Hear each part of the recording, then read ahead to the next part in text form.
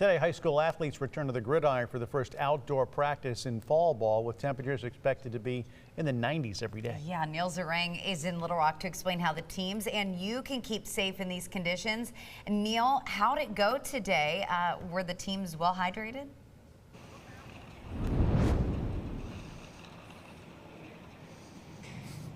You can see some players definitely well hydrated right now on their during a break from those drills, and we've seen teams practicing all day. Some 6 a.m., some 9 a.m., some 4 p.m. right now. Some are even going to be practicing after the sun is down. It's because every time affects the direct sunlight, which affects how long these players can tackle the heat out on the field.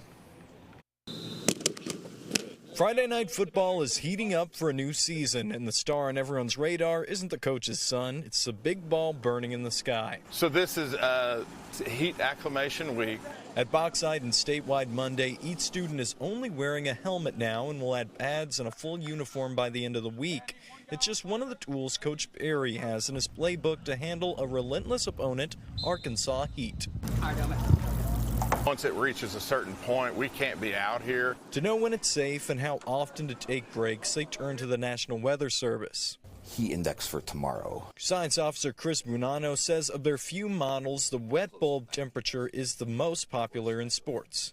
It's supposed to be used for healthy people who are active outdoors, and it does take into account the the sun angle, which some things, like for instance the heat index, does not. Instead of just looking at heat and humidity like the heat index, wet bulb accounts for wind as well as the duration and position of all direct sunlight, so that kids and adults can play on. We got to do it, for our teammates, and that's how we motivate each other through this heat. Ready, go.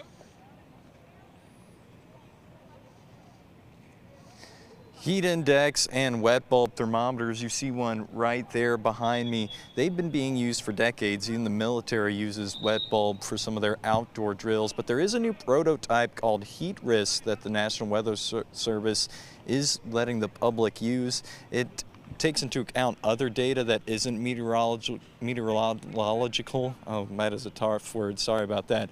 But it looks at things like CDC mortality rates and how hot a place is given year-round temperatures for a particular area.